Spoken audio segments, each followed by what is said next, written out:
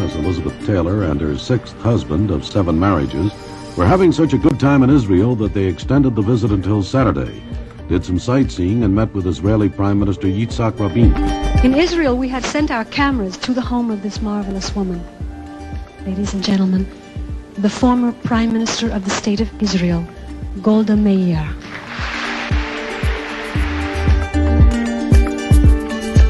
I had a cocktail party. A Kabbalah cocktail party? Kabbalah. Kabbalah, sorry. Yeah, well, Kabbalah if you're Israeli, I guess. Now, how did you become involved in this? A girlfriend of mine, she kept telling me about this really charismatic rabbi named Eitan who told these great stories, and and I said, Susan, I'm not even Jewish. Why are you telling me these things?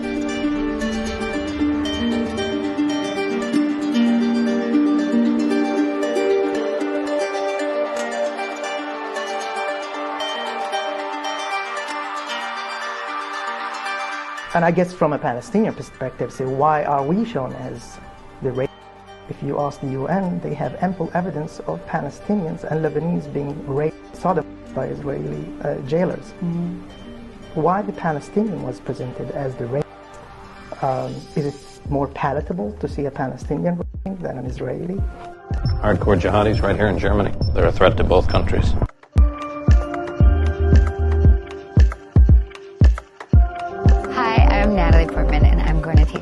Some Hebrew slang. This is a great one. This means you're living in a movie.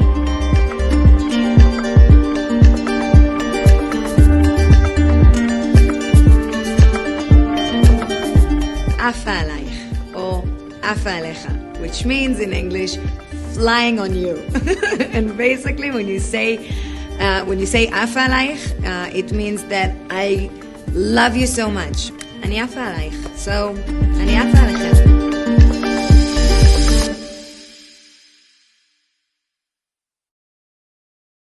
From the second Israel was created, Israeli government officials and those sympathetic with the new state immediately set about looking for ways to depict the new state, Israel, in a way that would resonate with Western audiences. An epic of our time, The Birth of a Nation, with Paul Newman as Ari Ben Canaan, Eva Marie Saint as Kitty Fremont. To depict Israel as a liberal democracy that's under attack from its neighboring savages. Time magazine says, a terrific show. You heard what I said! Fight! Not beg! Fight! And what better tool to project that image other than Hollywood, the entertainment capital of the world? Because when you watch entertainment, you're not on high alert. You're relaxed, you're enjoying. So you don't realize you're being spoon-fed propaganda the way you would when you're watching the news. And this usage of Hollywood to hide the propaganda behind fairy tales about Israel started in 1948, when Israel was created. The creation of Israel was celebrated by 24,000 people gathered at the Hollywood Bowl to salute the new state of Israel. They listened to a recorded message from the then Prime Minister David Ben-Gurion, as a huge flag emblazoned with the Star of David shone down on them. And over the course of the next 76 years, until today, a staggering number of Hollywood stars support Israel. And if you analyze the way Hollywood builds Israel up, it's always dependent on putting Palestine down. What about the civilian casualty rate? Then don't put your goddamn things in private homes. And then we say get out. Of course, we're going to do it. The response normally is where are the civilians supposed to go? I don't care. They started it. You're all insane. It's like the only way they can praise Israel is by demonizing Palestinians. Like it doesn't exist without having an enemy. Selena Gomez tweeted a pro-Gaza. Oh, let's see if she can spell Palestinian. And that messaging is most effective when it's done subliminally. In movies and TV shows that are not related to war. In comedies and light-hearted stuff. Because again, propaganda works best when you don't suspect that you're being propagandized into doing something or believing something. Take for example those satire mockumentary movies by Sacha Baron Cohen, who by the way is a hardcore Zionist, with strong ties to Israel's national security state. Let's take a look at his movie Bruno. There was still one shithole left to fix. My plan was to get both sides to sign a peace deal. Bruno was supposed to be about exploring the world of homophobia. And of course, naturally, Sacha wanted to explore homophobia in the radical Islamic Middle East. Because when you're trying to liberate, that's what they're trying to do. Hi, I love your hat. It's great. So naturally, when Sacha was casting characters for his film Bruno, he consulted with his casting director, the CIA. I shit you not. He said this on Letterman. You know, when we were making this film, we wanted it to be better than Borat, and we thought what could people see that they'd never seen before on film? And we thought one thing would be a comedian interviewing a terrorist. So we showed the script, you know, the outline of the script to the studio, and they said, oh, this is great, who's going to play the terrorist? And we said, no, we're going to find a real terrorist. Now, it's not that easy to find an actual terrorist. There's no Craigslist in Beirut, for example. So we called up a contact we had at the CIA and said, can you help us? We're looking to find a terrorist. Bruno has a contact at the CIA. Bruno doesn't, but I knew somebody who did. All right. And the CIA then found him a Palestinian that they labeled as a terrorist to use as a character in his movie about homophobia. Al-Qaeda, Otho 2001. What I find very interesting is this direct, casual access of a filmmaker to the CIA. But can you imagine I call the CIA as a filmmaker wanting them to help me research something? What the fuck? As if the CIA exists to improve storytelling around the world. Yeah, that's why they're doing it. They're consulting with him on character development and pacing and story structure. The fact that you're working with the CIA for your movie... And later on, we're going to talk about how Hollywood promotes the war on behalf of the US security apparatus, the CIA, the Pentagon, and the NSA. But for now, let's get back to this racist masquerading as a comedian. Can I give you guys a word of advice? Lose the beards. Because your King Osama looks like a kind of dirty wizard or a homeless Santa. By the way, journalist Alan McLeod found out who the CIA agent that helped Sasha find the character, the Palestinian character for his film. And that CIA agent turned whistleblower, his name is John Kiriakou. John that said that eventually Sasha was actually interviewing a Palestinian NGO worker that they claimed is a terrorist. Within a few hundred yards of Israeli soldiers walks a Palestinian branded a major terrorist by the Bruno film. We found somebody who actually lived in a town that had a terrorist from a pretty nasty group called the Al-Aqsa Martyrs Brigade.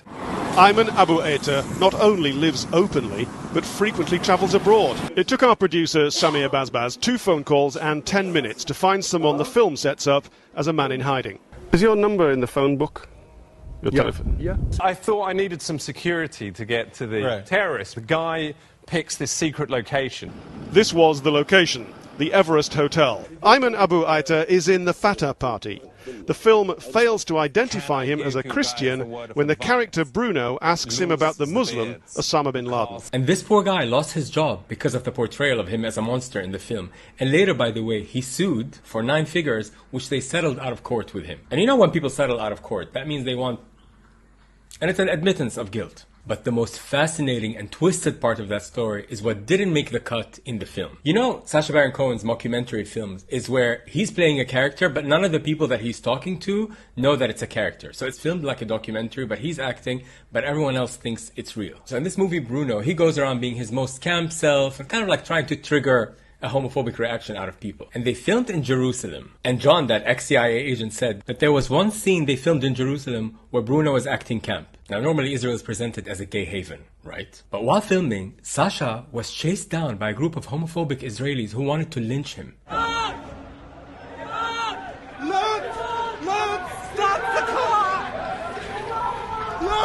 And according to the ex-CIA agent, this was the first time that Sasha broke character while filming. He was begging them, talking to them in Hebrew, saying, I'm playing a character, this is not me. And they still wouldn't let him go. They chased him down, he found a shop and he hid in the toilet to avoid being beaten up by these guys. This is Israel, the gay haven. So if Sasha wanted to make a film that explores homophobia, wouldn't this footage be gold? Like it's documentary gold. You got the most homophobic reaction. But that wasn't included in the film because it doesn't fit the narrative that Hollywood tries to paint about Israel. Israel can never be the butt of the joke. It has to be Palestinians.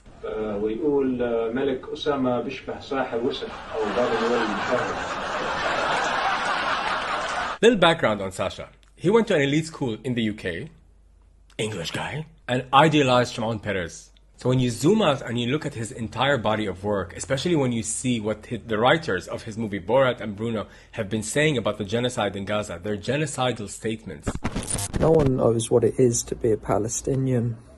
You can't do anything. You can't hijack planes. You can't do suicide bombs. You can't blow up children in cafes. The theocratic Islamic Republic of Iran run by insane Islamic fundamentalist lunatics, the Muslim racists and the hard left idiot racists.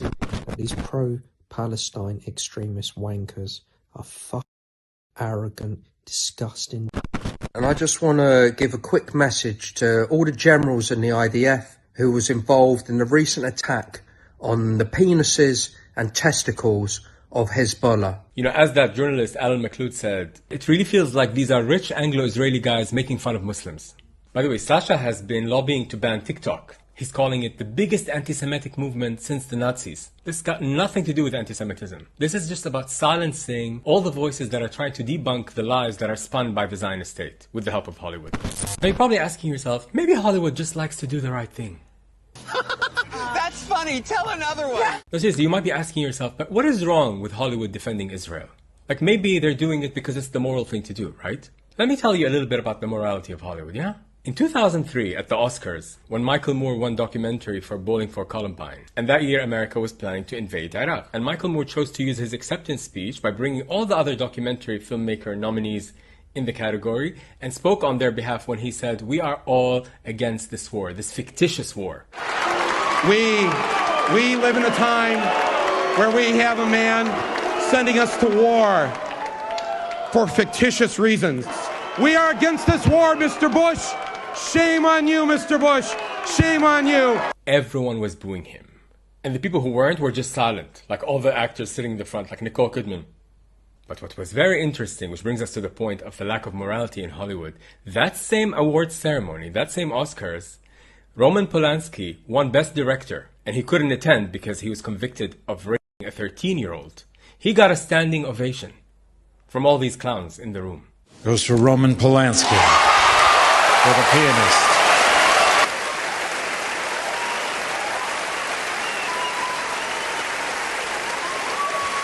That's the morality of Hollywood. But it's okay.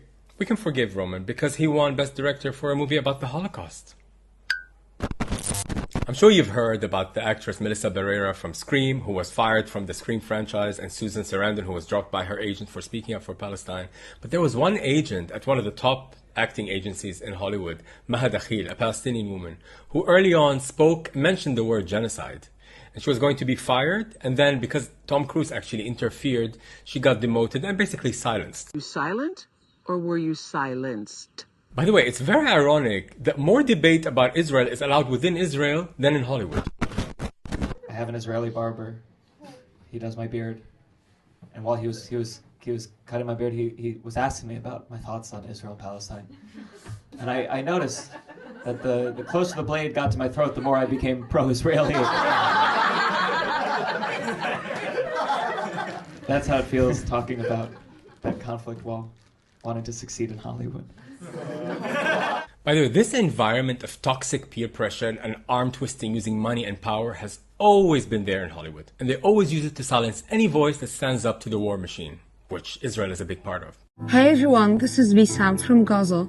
I'm still alive. Have you heard about the 150 Hollywood celebrities now who signed a letter asking the Emmys to rescind the nomination of Bisan from Gaza, who's never uttered an anti-Jewish statement in her life? All she's doing, she's refusing to leave her land, and all she's trying to do is document the plight of her people. In November 2023, I was among hundreds of thousands forced to risk our lives by walking south on Salah ad-Din Street. 150 Hollywood stars came together to write a letter to the Emmys asking them to take back her nomination. Imagine being in the comfort of your home somewhere in LA and signing a petition to essentially say, oh, I don't like that Palestinian being nominated for an Emmy. They can't bear to hear a Palestinian voice. How dare they, by the way? How vile and disgusting. This young woman just trying to document what's happening in her country. They smear her by calling her anti-Semite. It's also so insulting to anyone's intelligence. As if Palestinians would be completely okay if their land was stolen, they were being oppressed by a group other than Jewish people. Like, oh, you're Christians? That's fine. You can kill us. It's the Jews that we have a problem with. It's so embarrassing when people say things like that. Palestinians are trying to resist oppression. They don't care about the religion of their oppressor. Even one of the Hamas leaders, by the way, once said that if it was a Muslim who was doing this, we'd try to kill him. Like, it doesn't matter, this fictitious game of anti-Semitism. Like, it exists, honey, in Europe and in America, okay? But let's go back to the silencing of pro-Palestinian voices in Hollywood. This goes back decades. In the 70s, by the way, at the 1978 Oscars, actress Vanessa Redgrave won the award for Best Supporting Actress for a movie where she played an anti-Nazi fighter. So far, so good, as the Zionists are concerned.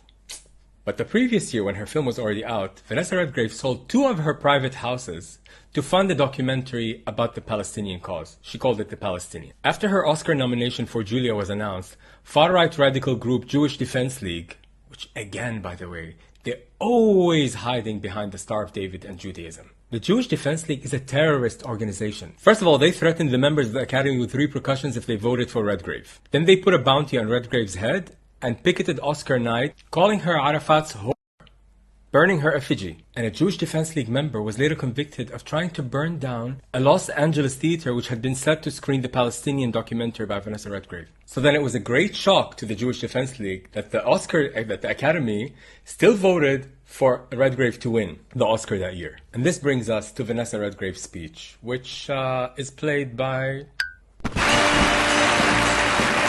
Those who have won the nominations for Outstanding Performance by an Actress in a Supporting Role are...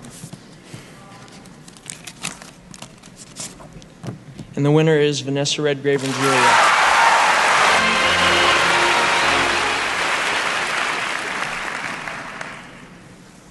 I thank you very, very much for this tribute to my work. 2 out of millions who gave their lives in the fight against fascist and racist Nazi Germany. And I salute you, and I pay tribute to you, and I think you should be very proud that in the last few weeks you've stood firm, and you have refused to be intimidated by the threats of a small bunch of Zionist hoodlums whose behavior is an insult to the stature of Jews all over the world and to their great and heroic record of struggle against fascism and oppression, against those who tried to express in their lives and their work the truth that they believed in. And I pledge to you that I will continue to fight against anti-Semitism and fascism. Thank you. This video is about Israel's long-standing strategy to use the entertainment capital and to have the entertainment capital on its side as it crafts its image. In other words, this video is about the power of PR, because Israel has always understood that this war is a PR culture war as much as it is a military one. It's a media war, essentially. And without a sympathetic Western media, Israel wouldn't be able to ethnically cleanse Gaza. It relies on crucial media support for its project. For example, no one is as important for manufacturing consent for Israel's genocide as Rupert Murdoch, who owns media outlets all around the world such as The Sun and The Times in the UK, Wall Street Journal, New York Post and Fox News in the US. Murdoch has extensive personal ties to the Israeli political elite and myriad business connections to the country. So what I have here is a list that was compiled by Benjamin Netanyahu and his political office. Names with Netanyahu's writing. Now this was published by Y.net and the Israeli news paper. You have names of individuals that were considered by Netanyahu's political office to be funders of his campaign. But one name here who I think everybody should be interested in is Rupert Murdoch. And he's given the designation of 2.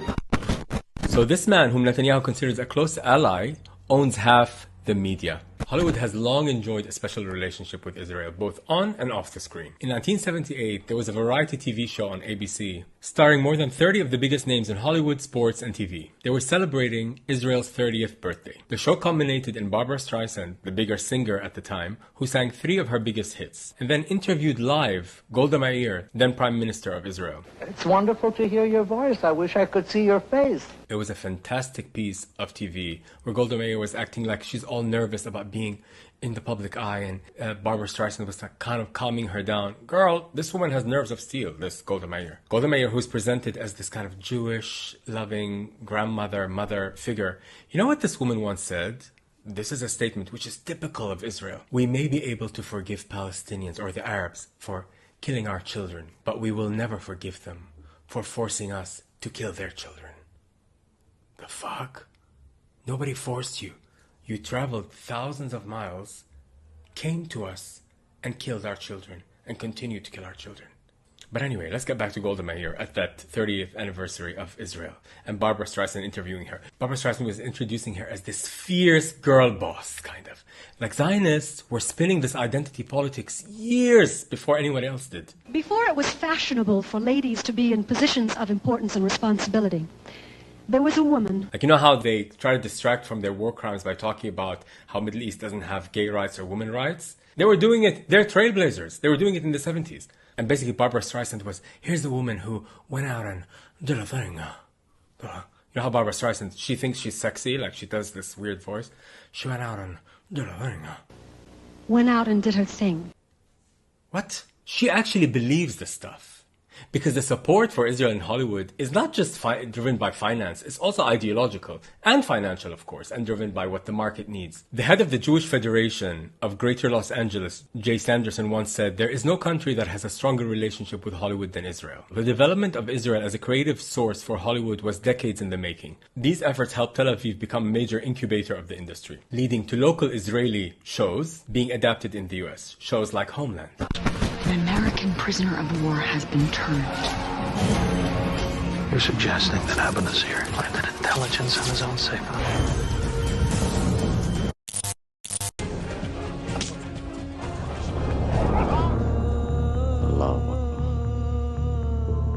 And this stuff isn't conspiracy theory that I'm digging up from the dark corners of the internet. These people who are saying this, they're pro-Israeli. Like the two writers of the book I based my research for this video on, Tony Shaw and Giora Goodman.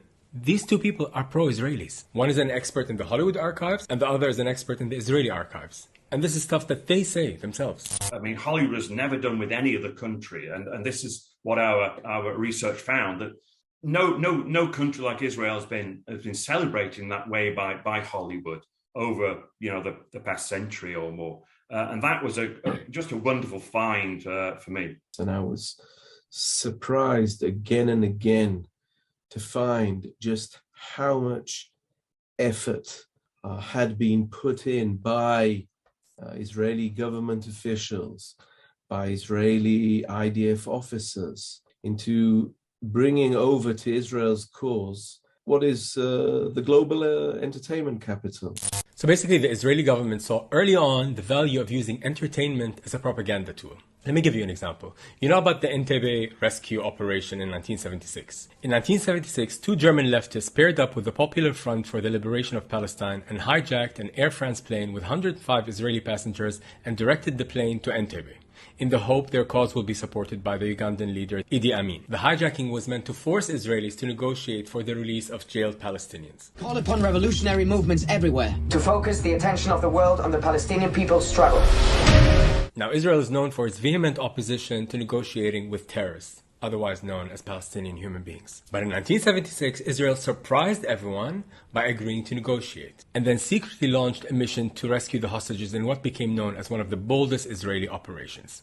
So, a few films were made about this, including this 2018 version. We stop for nothing until all the hostages are safe. As expected, the film frames Israelis as willing to debate, argue, and ask tough questions of themselves, of course, before being forced to choose violence, because that's the only way you can talk with Palestinians. Not really different from today. Hamas has been asking for the release of Palestinian hostages, which are more than 10,000, dying in Israeli jails, being tortured. But Israel doesn't want to release any hostages. And by the way, while we're on the topic of hostages, did you see how the Israeli police trampled over a girl who's a family member of a hostage, Israeli hostage, at a demonstration in Tel Aviv? Zionism doesn't care about anyone. It will crush anyone in its way. But anyway, back to 1976 and the Entebbe operations and vis-a-vis Hollywood, right? When the rescue operation happened in 1976, immediately, according to the book by Tony Shaw and Giora Goodman, more than 20 Hollywood producers reached out to the Israeli government wanting to produce movies about what happened. It was like an auction.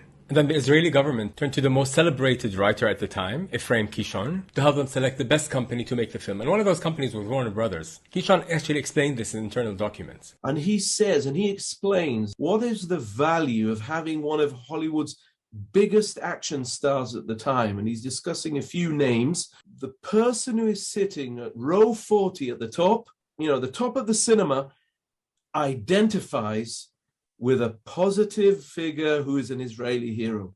That is the true reach of Hollywood and the interest of the Israeli government.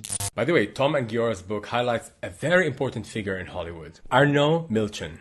Not only is he one of the most successful Hollywood producers in the last 3 decades, producing blockbusters and Oscar-winning films, he also offered a lot of diplomatic and political support to Israel by making his base in Hollywood a place where Israeli foreign ministers and prime ministers can come over. He also happens to be a former Mossad intelligence officer and an arms dealer, and also helped run a PR operation for apartheid South Africa called Operation Hollywood in the 1970s. Side note, Israel was always a big supporter of apartheid South Africa. Birds of a feather. Anyway, this Milchan character would invite Hollywood celebrities always to Israel, like Robert De Niro. And this is very common, by the way. The Israeli government and its allies wisely cultivated influential figures in American life to visit Israel and to finally act as de facto ambassadors for the state. And this started very early on with people like Elizabeth Taylor back in the 50s, when she was at the peak of her career, which is also another very intelligent strategy. And back then, Elizabeth Taylor really identified with the struggle of the Jewish people, which of course, it's a horrible thing what happened during the Holocaust. Too bad nobody told Elizabeth what Israel was actually founded on. השתוללו בטנטור היה משהו נורא. טנטור היה כפר עשיר, בתים יפים, גרים כמרי אירופאים, אתה יודע, וגם אנשים היו לבושות ויפה, ובאמת היה כפר אחד, אנס שם איזה ילדה בת 16, משהו כזה, אתה מבין? אבל זה מכוער מאוד, היה לנו בחור אחד, הוא נפטר, הוא היה פרא אדם, הוא לקח פשוט מאוד, ורצח אותם בתוך המכלאות. Speaking of using Hollywood stars as ambassadors for Israel, one of the authors of the book, Tony Shaw, the one that I mentioned, Hollywood in Israel, before starting to write this book, he was diving into the Hollywood archives and he found this letter to Gregory Peck, one of the most famous actors at the time between the 40s and the 70s. There was a letter addressed to him from Frank Sinatra. A letter from Frank Sinatra to Gregory Peck from the mid-70s saying to Peck, hey, I'm going to hire an airliner. This is Frank Sinatra. I'm going to hire an airliner and I want to fill it with people and take them to Israel because I think Israel's a great place. And you're going to meet all the politicians. You're going to meet the prime minister. Frank Sinatra was a big lover of Israel for some reason. In completely unrelated news, go look up the FBI file on Sinatra and look up his ties to the mob, the mafia. This guy, like the state he supports, was a piece of work. I did it my way. Anyway, Israel has been using Hollywood to craft an image of itself as a modern state, fighting savages right from the very beginning. Life magazine says Otto Preminger's film Exodus goes beyond the book as a tale told in proud passion. Films like Exodus, based on a novel by Leon Uris, who by the way blankly stated that if he wasn't writing books and films about Israel, he'd prefer to be over there shooting Arabs. And the film Exodus depicted Israel as a glorious frontier outpost populated by brave, handsome, blonde-haired, blue-eyed Americans. And this coincided with Israel taking on a bigger role in regional politics in the 1960s. And that's actually when the tone of Hollywood films about Israel started to change. Because before that, in the 50s, Israel was presented as a holy land. And over the years, the image of Israel, with the help of Hollywood, moved from Holy Land to a big ally of America in fighting the Soviets and more recently in fighting the Arab terrorists. The Israeli filmmaker Menachem Golan helped popularize the image of the Arab terrorist and the heroic Israeli intelligence officer to the American public and continued refining this idea across decades in big blockbuster action films. American, I want to negotiate. Do you hear me, American? Loud and clear. America's new heroes, the Delta Force. You're probably wondering, are a couple of Hollywood films portraying Arabs as terrorists enough to call this propaganda? Perhaps it's important to take a step back and contextualize all of this. Hollywood doesn't just help Israel project an image of itself. It does the same for the United States, and more importantly, it does it for the United States to help project its ideology around the world. Because it's very important to mention here that America doesn't project its dominance only through the military, although it does that through the military with its more than 800 bases around the world, which, by the way, is more than any other nation or empire in the history of the world. And one could argue that one of these bases, and the most important base, is Israel. But anyway, this military dominance doesn't get maintained and normalized through just military power. It's through the soft power, through Hollywood, through culture, through pop culture. There's always a story of why US needs to dominate the world. That's where Hollywood comes in. And all of us around the world are consuming American content. TV shows, movies, books. I mean, it's the reference. And through those movies and TV shows, Hollywood helps promote the war on behalf of the US security apparatus. Did you know that the Pentagon and the CIA have entertainment Hollywood liaisons on their payroll? That's their job. There's Hollywood Pentagon liaison Phil Strug. He had that role for decades. Just go check his IMDb page. Check the list of producer credits that he has. It's astonishing. It's longer than the list of Steven Spielberg. When you're watching big blockbuster movies with soldiers, ships, tanks, these weapons are provided by the US military. And that's not given for free. I'm not going to call up the US military and be like, can I have a couple of ships for my indie movie? No, babe. These things are not given for free. These liaisons, these Hollywood liaisons at the Pentagon and the CIA, they require script approval. They need to read everything. And they insert lines. They help shape the image of the US around the world. I'll give you an example from that movie Transformers. Jon Voight's character, just after the American troops were attacked by a robot, this Pentagon Hollywood liaison, Phil, inserted a line for John's character to say, "Tell him to turn the ships around, come home, ASAP. Bring him home." Granting the US military this noble, paternalistic, protective quality. At 1900 local time yesterday, Saxon Forward Operations Base in Qatar was attacked. Another example is the movie Charlie Wilson's War. This movie is based on a senator from Texas. It was all about how US funded radical jihadist groups in Afghanistan in the 80s against the Soviets. The original movie ended with a scene in which Charlie heard on 9/11 that a plane went to the Pentagon. And the entire point of that movie was that this was a blowback from Operation Cyclone, which was the code name for the CIA program of arming the Mujahideen. The CIA and the military did not want that, and they completely took out any reference to 9/11 from that movie. Instead, the final scene became receiving the Medal of Freedom and no more mention of 9/11. Because that would have made it an anti-war message. That's why it had to be removed. The whole point is to glorify war. And they made a profile of this man as this great guy when all he was doing is stoking the war in the Middle East. By the way, journalists Tom Secker and Matthew Alford report on this in astonishing findings from trawling through thousands of US military and intelligence documents. These documents for the first time demonstrate that the US government has worked behind the scenes on over 800 major movies and more than 1,000 TV titles. For example, the movie Bruno that I mentioned at the beginning. The CIA and the military were heavily involved in that film. You really have to ask yourself, why is the CIA involved in a movie about homophobia? Are there any activities you suggest where I'll be surrounded just by straight guys? Oh my gosh, what's up with the scarf? There's a scene where Bruno goes to the military base to become a real man. Candidate, what are you doing? Stand at the position of attention, candidate. Do it! Wow. Head and eyes straight forward, candidate. Do it! Unlike all of Sasha's stuff, this scene seems so scripted. It's like an ad for the military. The producers of the film actually say that the military didn't know what was going on. And then the crew with Bruno, with Sasha, made their escape. We're supposed to believe that they accessed a US military base. They would have sued them. Like, this is a national security concern. There could be, like, special tech in the background. Like, this is not like, oh, sorry, you made your escape, now you made a movie. Like, what a joke. It's obvious that they knew that they're all performing. So once again, this stuff is more effective when it slips in comedies, in content that isn't war-related necessarily. And the US military is involved in so many TV shows that have nothing to do with the war. Stuff like The Price is Right and The Ellen DeGeneres Show, where they suggested to have episodes where they give giveaways to soldiers or just have people in uniform sit in the audience. And even if you look at sports, by the way, there's Military Appreciation Day at baseball stadiums. Flag the size of the stadium and everyone stands up in their bleachers and salutes. Then a fighter jet flies over and then magically outside the stadium you'll see military recruiters signing people to join the army. And this is all being subsidized by American people, by their taxes. And this is another similarity between America and Israel, or rather between the American public and the Israeli public. They're both being propagandized into war from cradle to grave. Constantly. Israel is a microcosm of everything America is. The violence, the racism, the colonization, the brutality, the fraud, the corruption, complete disregard even for your own citizens. Israel's the same way. They don't care about their own people, just like America doesn't care about their own people. Always with the idea that there's an external security threat to your country, which therefore justifies you attacking everyone. I also think that as a Jewish person, like, I was fed a huge amount of lies about Israel my entire life. You know, yeah. They never tell you that. Oh, by the way, there were people there. They make it seem like it was just like they're sitting there. It was the doors open. Hours for the taking. Like, it literally, they forget to include the fact to every young Jewish person, basically.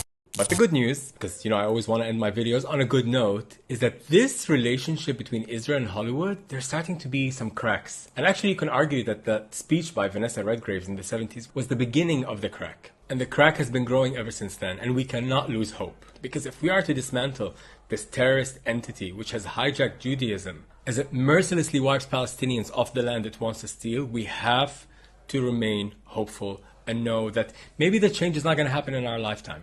I've just completely accepted now that the change, that this free Palestine that I want to see, I've accepted that it may never happen while I'm still alive. And that actually gives me comfort, because then I don't have to get obsessed about, oh my God, it's so frustrating, when is this going to ever end? No, it may end not when I'm here.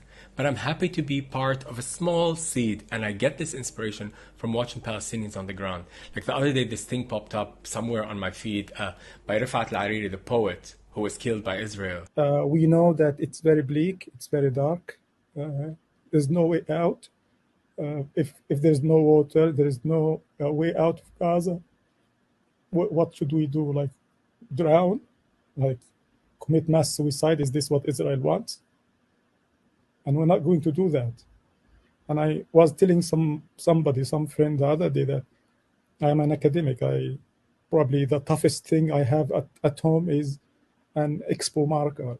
But if the Israelis invade, if they charge at us, open door to door to massacre us, I'm going to use that marker, throw it at the Israeli soldiers. It just broke my heart how it's almost the opposite of Hollywood.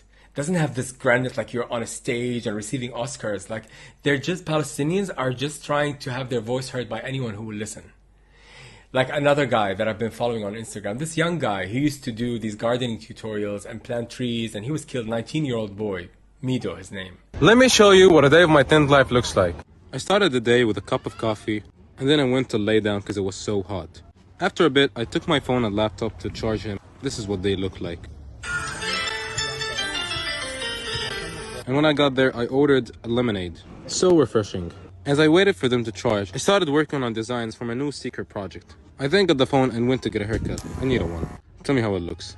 Just a few thousand people watches all these Palestinians. It's not as grand as Hollywood, but something about watching them and I think, oh wow, this is going to be appreciated way in the future, not when we're still around. But I'm happy to be a small part of it. And what gives me hope also in Hollywood is that new Hollywood stars, even Jewish Hollywood stars, are starting to challenge that system. There is a passage in the book that I included in the movie that I was really moved by, how he talks about how the Jews and the Arabs are children of the same abusive father, which is Europe. And, Europe completely persecuted the Jews, of course, and also persecuted the Arabs through colonialism. And rather than acknowledging that they're siblings of the same abusive father, they see the abusive father in the other, that the Jews see the Arabs as the new Nazis, and the Arabs see the Jews as the new colonialists. Of course, you can't expect her to come out in complete boycott of Israel. That's too much. But we have to take it where we can get it. We have to appreciate the small steps. And again, I say this because if we only want big steps, if we're only thinking short term, we're going to be really frustrated and lose the ability to keep fighting. Because in order to keep fighting, we have to recharge our batteries. And speaking of boycott, what we have to do is BDS. Boycott, divestment, sanctions. Here's one really simple thing that literally any of us with a mobile phone can do right now to support Palestinians in their hour of need.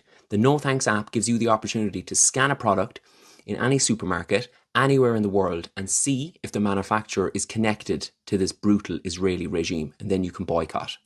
There's also a search option where you can put in any products or manufacturers you're doubtful about. Like if you scan a can of Coke, it tells you where the money is, to which settlement it's going. And it helps you become more informed. I'm not saying you should stop drinking Coke. I'm not telling you what to do or what not to do. But if you download an app like this, you become informed. And hopefully over time, when you become informed, you can make different decisions. So please download this app, because this BDS, boycott, divestment, sanction, is the biggest challenge to Israel, because it puts pressure economically, culturally, academically, and the way to really pressure Israel through pop culture and academia in the West, because Israel derives its support from the West. Not just financially, it wants to be attached to Western values of democracy, and we have to expose them for exactly what they are: lying, terrorist, colonizing. Day 30-something of planting every day until this genocide is over. A lot of you ask me why I plant. Planting for me is a form of resistance. I bring life to Earth. They're taking away life, but I'm bringing it to Earth. And I hope that my plants have strong roots to the ground, just like we Palestinians do. Check out my melons. They have flowers now. Look at that. This is my watermelon. Luchia over there. Lima beans. Looking pretty good. And